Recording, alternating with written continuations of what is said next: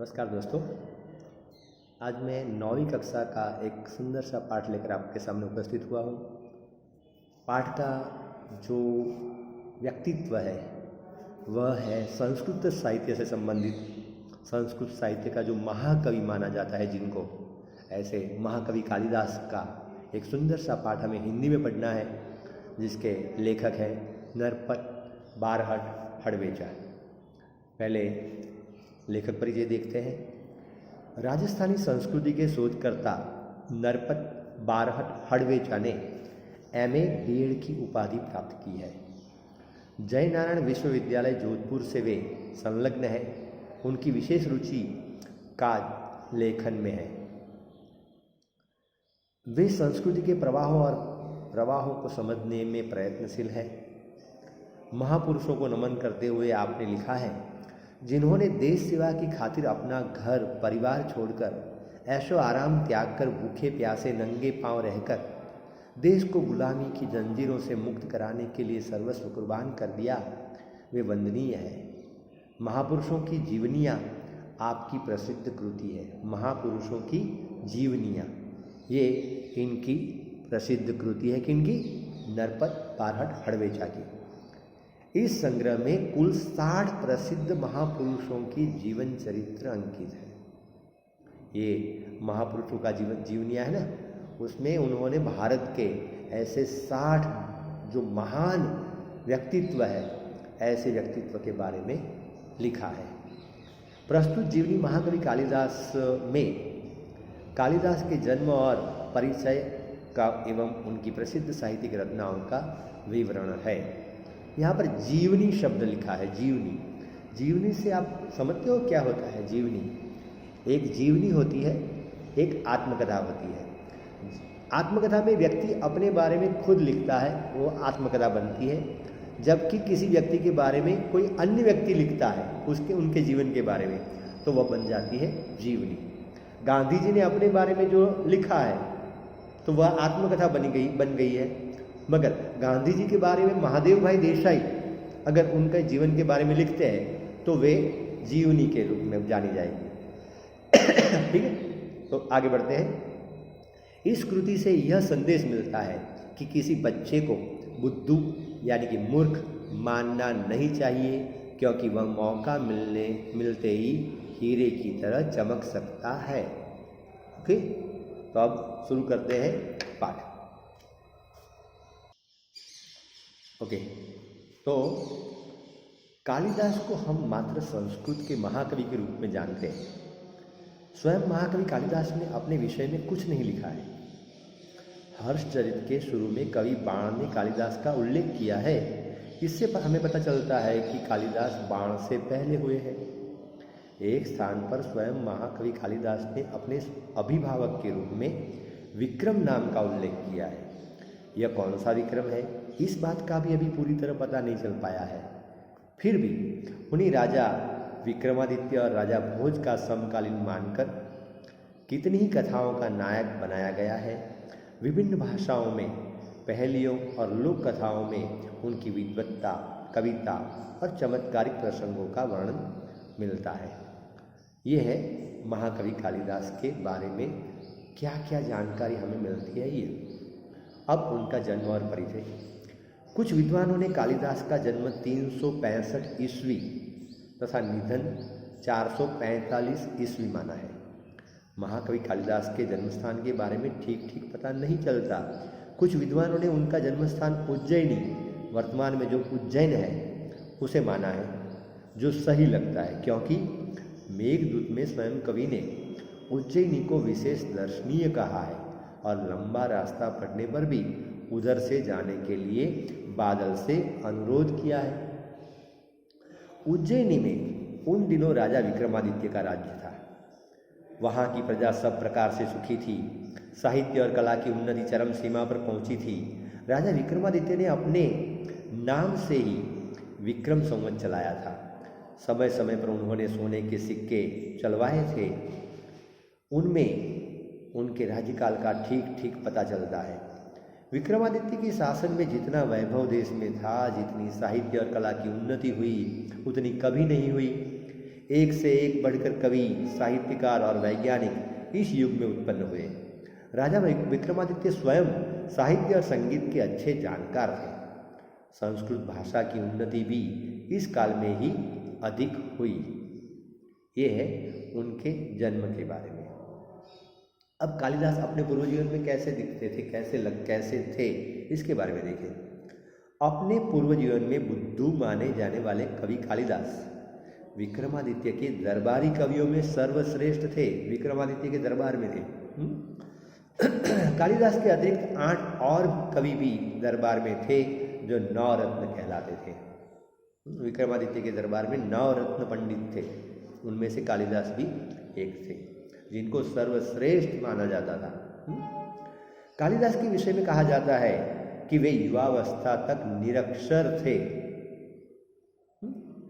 जिस डाल पर बैठते उसी को काटते थे।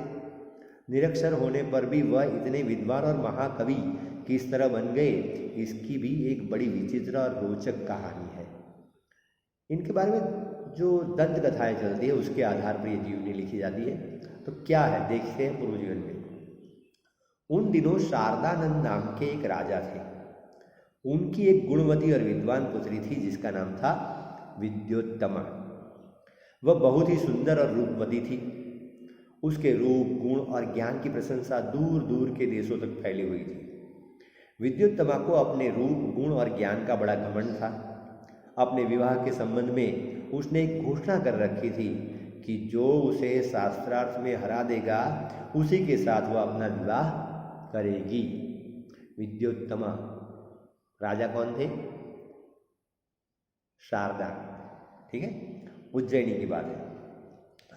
उसकी इस घोषणा की जानकारी जैसे जैसे पास पड़ोस के देशों तक पहुंच गई, वहाँ के विद्वान तथा पंडित विद्योत्तमा से शास्त्रार्थ करने के लिए आने लगे। लेकिन विद्वान या पंडितों को बड़ी ग्लानि का अनुभव हो रहा था और वे इसका बदला लेने का उपाय सोचने लगे, क्योंकि सब हार जाते थे। कोई भी शास्त्रार्थ में विद्योत्तमा से जीत नहीं पाता था। आखिर क्या करें? विद्वान और पंडितों ने मिलकर तय किया कि विद्योत्तमा का विवाह किसी मूर्ख से करवा दिया जाए तो इसका घमंड टूट जाएगा और वे अपने अपमान का बदला भी ले सकेंगे। अतः वे ऐसे एक मूर्ख की तलाश में रहने लगे। संयोग से उन्हें एक दिन ऐसा ही मूर्ख युवक मिल गया। वह पेड़ की जिस डाल पर बैठा था उसे ही काट रहा था। पंडितों तथा विद्वानों को लगा कि उससे बड़ा मूर्ख और कौन होगा, इसलिए पंडितों ने उसे पेड़ से नीचे उतारा और समझा बुझाकर एक सुंदर राजकुमारी से उसका विवाह करा देने की बात कहकर तथा लालच देकर अपने साथ चलने को राजी किया। पंडितों ने उस मूर्ख युवक को यह बात अच्छी तरह समझा दी कि वह वहाँ कुछ नहीं बोलेगा और गूंगा बना रहेगा। गूंगा यानी मौन, नहीं तो उसका विवाह नहीं होगा। वह मूर्ख युवक बड़ा खुश हुआ। उसने पंडितों की बात मान ली और उनके द्वारा दिए गए अच्छे अच्छे कपड़े पहन लिए। पंडित उसे विद्योत्तमा के पास शास्त्रार्थ के लिए ले गए। राजकुमारी विद्योत्तमा को उस मूर्ख युवक का परिचय देते हुए पंडितों ने क्या बताया कि यह हमारे गुरु है और बहुत बड़े विद्वान है, शास्त्रों के जानकार है, आपके साथ शास्त्रार्थ करने यहाँ आए हैं। लेकिन इन दिनों मौन व्रत चलने के कारण ये संकेत से ही शास्त्रार्थ करेंगे। विद्योत्तमा पंडितों की यह छल भरी बात नहीं समझ सकी और शास्त्रार्थ के लिए तैयार हो गई। उसने युवक को एक उंगली दिखाई। इसका भाव था कि ईश्वर एक है। उस मूर्ख युवक ने समझा कि यह मेरी आंख फोड़ डालना चाहती है। उसने 2 उंगलियां दिखाते हुए उसकी दोनों आंख फोड़ डालने का संकेत किया। पंडितों ने इस संकेत का अर्थ विद्योत्तमा को समझाते हुए क्या कहा कि आपके प्रश्न के उत्तर में हमारे गुरु जी का कहना है कि ईश्वर और जीव 2 है। इस बार राजकुमारी विद्योत्तमा ने 5 उंगलियां दिखाकर 5 तत्वों का संकेत किया। उस मूर्ख ने समझा कि वह मेरे मुंह पर तमाचा मारने का संकेत कर रही है। उसने मुट्ठी बांधकर तमाचे का जवाब घूंसे से देने का संकेत किया कि अगर तुम मुझे चांटा मारेगी मैं तुझे घूंसा मारूंगा। पंडितों ने इस बार भी विद्योत्तमा को इस संकेत का अर्थ बताते हुए क्या कहा कि आपने 5 उंगलियों से 5 तत्वों का संकेत किया था ना, लेकिन हमारे गुरु जी का कहना है कि 5 तत्वों के मिलने से ही सृष्टि का निर्माण होता है, अलग अलग रहने में नहीं। इस तरह उपरोक्त शास्त्रार्थ में विद्योत्तमा ने उस मूर्ख युवक से अपनी हार मान ली और दोनों का विवाह धूमधाम से पंडितों ने करवा दिया। एक विवाह हो गया। एक दिन की बात है, एक ऊंट की बोली सुनकर वह मूर्ख युवक अपना मौन व्रत भूलकर यकायक बोल उठा, उट्र उट्र उट्र उट्र, यानी ऊंट ऊंट। उसको बोलते सुनकर विद्योत्तमा चौंक उठी। उसे पता चला कि उसका पति कोई विद्वान पंडित नहीं बल्कि एक बहुत बड़ा मूर्ख है। पंडितों की छल भरी बातों का अर्थ अब उसकी समझ में आ गया। विद्योत्तमा को बहुत मानसिक दुख पहुंचा और उसने अपने महल में कालिदास के प्रवेश पर रोक लगा दी और द्वार बंद कर लिए। कठोर उपासना से उसे माँ काली का वरदान प्राप्त हुआ और उसे काली का दास होने के कारण कालिदास नाम प्राप्त हुआ उस मूर्ख युवक को, जो जिस डाली पर बैठा था उसी को काट रहा था। काली का दास होने के कारण कालिदास नाम इनको प्राप्त हुआ, क्योंकि उन्होंने माँ काली की उपासना की, कठोर उपासना की और वरदान प्राप्त किया। शीघ्र ही कालिदास सारी विद्याओं को सीखकर प्रवीण हो गए। राजनीति, धर्मशास्त्र और साहित्य का अच्छा ज्ञान प्राप्त कर वह फिर से विद्योत्तमा के पास लौटे। कालिदास द्वार तब भी बंद था। कवि ने अपने विद्वान होने के प्रमाण स्वरूप संस्कृत में द्वार खोलने के लिए विद्योत्तमा से प्रार्थना की। अनावृत कपाट द्वार देही, हे देवी जी ये बंद जो दरवाजे हैं उसको खोल दीजिए आप। अंदर से पत्नी विद्योत्तमा ने पूछा, अस्ति कश्चिद वाग विशेषः, अब यहाँ पर क्या शेष रह गया है जो आप यहाँ पर आए हो। इस पर महाकवि कालिदास ने क्रमशः कुमार संभव, मेघदूत और रघुवंश की रचना विद्योत्तमा को सुनाई। विद्योत्तमा को जब उनके पंडित होने का विश्वास हो गया तो उसने द्वार खोलकर महाकवि का स्वागत किया कि नहीं, शायद मैं गलत थी, ये तो विद्वान थे और अभी भी है, ऐसा लगता है।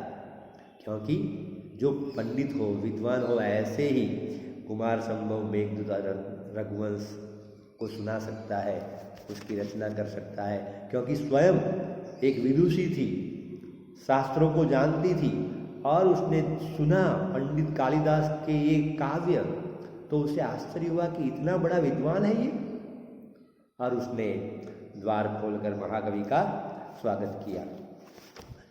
कालिदास को हर क्षेत्र का गहरा अनुभव था। प्रकृति का जैसा वर्णन उनके साहित्य में मिलता है वैसा कहीं नहीं मिलता। उन्हें प्रकृति के बिना मनुष्य जीवन अधूरा दिखाई पड़ता था। कालिदास की उपमाएं विश्वविख्यात है, उनकी कोई तुलना नहीं, उसका कोई जोड़ नहीं। चरित्र चित्रण में भी महाकवि कालिदास की तुलना नहीं की जा सकती, उनकी कोई बराबरी नहीं कर सकता। उनके पात्रों का व्यक्तित्व अपनापन लिए रहता है, हर बात बड़ी स्वाभाविकता से उपस्थित होती है। कालिदास अपने काव्य तथा नाटक के द्वारा बार बार यही बताना चाहते थे कि राजा प्रजा का शासक ही नहीं, उसका रक्षक और पिता भी है। उन दिनों समाज में नारी का क्या स्थान था, इस बात का पता भी हमें कवि कालिदास की रचनाओं में मिलता है। समाज में नारी को सम्मान और श्रद्धा की दृष्टि से देखा जाता था और उसे नृत्य, संगीत, चित्रकला आदि की शिक्षा भी दी जाती थी। महाकवि कालिदास के 7 प्रमुख ग्रंथ हैं। कितने? 7। उनमें से पहला ग्रंथ है ऋतु संहार। यह एक उत्तम काव्य है। इसमें कालिदास ने अपनी सूक्ष्म दृष्टि का परिचय दिया है। ऋतुओं का तथा प्रकृति का जितना सुंदर चित्रण काव्य में है उतना कालिदास के अन्य ग्रंथों में नहीं है। मालविकाग्निमित्र कालिदास का दूसरा ग्रंथ और पहला नाटक है। पहला था ऋतुसंहार जो पहला ग्रंथ था, अब दूसरा मालविकाग्निमित्र जो कालिदास का दूसरा ग्रंथ तो है मगर पहला नाटक है। उसमें 5 अंक और विदिशा के राजा अग्निमित्र तथा विदर्भ की राजकुमारी मालविका की प्रेम कथा है मालविकाग्निमित्र में। तीसरा ग्रंथ विक्रमोर्वशीयम है, कालिदास का दूसरा नाटक है ये। इसमें 5 अंक है तथा महाराज पुरूरवा और उर्वशी की प्रेम कथा का चित्रण किया गया है। फिर आया कुमार संभव जिसमें एक काव्य है। इसमें शिव पार्वती के विवाह से लेकर कुमार कार्तिकेय के जन्म और उसके द्वारा तारकासुर के वध तक की कथा का वर्णन है कुमार संभव में। मेघदूत कालिदास का 5वां ग्रंथ है। यह भी एक खंड काव्य है और इसके शुरू में कालिदास ने बादल को दूत बनाकर कुबेर की नगरी अलकापुरी तक का मार्ग बताया है। यहाँ पर एक प्रश्न पूछा जाता है, मेघदूत में क्या वर्णन है? तो ऋतुओं का वर्णन है। मेघदूत को दूत बनाकर कुबेर की नगरी अलकापुरी, कुबेर की नगरी का नाम क्या है? अलकापुरी, इसको याद रखना है आपको। कुबेर की नगरी अलकापुरी तक का मार्ग बताया है। इसके उत्तरार्ध में यक्ष अपनी विरहिणी प्रिया को पहचानने के उपाय मेघ को बताए हैं यक्ष ने, और अपना संदेश मेघ को दिया है कि यह संदेश मेरी प्रियतमा को पहुंचाना। इस काव्य में वर्षा काल और विरह का वर्णन खूब निखरा है। इसमें भारत के भूगोल की भी अच्छी जानकारी दी गई है मेघदूत में। ठीक है, यक्ष को जो इंद्र के द्वारा शाप लगा था, उस शाप के परिणाम स्वरूप उसे अपनी पत्नी से वियोग हुआ था उसका, इसका वर्णन